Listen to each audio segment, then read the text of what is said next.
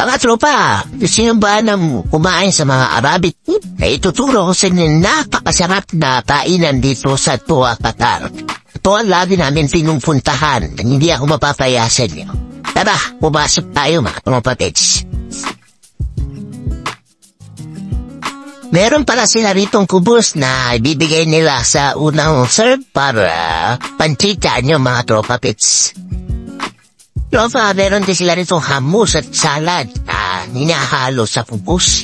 At try nyo ito na napakasarap na combination. At orderin nyo ito para punta kayo rito mga tropa pets.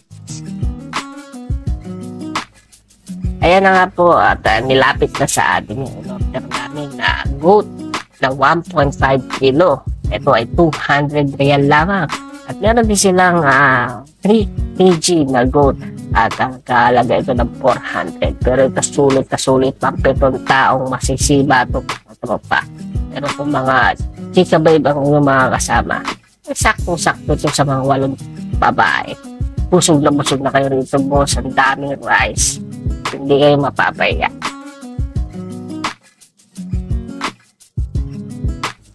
Mga kalamon, meron din pala sa ritong soup na Arabic style na para sa akin ay patok na patok po sa panlasa ng mga Pinoy na napakasarap ihalo mo sa sabaw at sigurado panalo ang lasa. Hindi ako mapapahiya rito sa sabaw na to. Ano ba tropa ang lasa ng boat na to? Ay hanggang sa buto? Grabe, sobrang sarap. Yung lasa talaga hanggang sa buto. Ang mapapansin ko nito mga tropa, parang kenatin ang lambot. Kaya mong nguyain to. Ng mga matatanda, sobrang lambot na to. At napakasarap. Parang to sa panlasa. Hindi ako mapapalasin natin ito. Talagang 200 real lamang. Kaya ng pito mga pasasiba ito ako. Ano mo pa namang hot sauce na nagyan. Talagang grabe, napakasarap.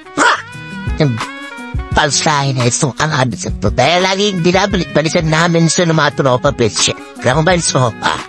Kaya kung ako sa inyo mga tropa, try nyo kumain dito sa Afghan Brothers. Sana at order yung code na may kasabang basmati at mandi pines graphics. Panalis ito sa panlasa. Sigurado kung magugustuhan na rin sa pabaro na siya sa mga Arabic food.